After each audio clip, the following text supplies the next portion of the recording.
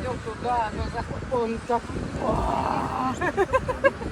Такое Саша, можно было в Москве Вова, купить. Да? Алла, Обалдеть. Алла. Шел до России. Прям больной А Миша в своем Я не репертуаре. думал, что... Ну а как?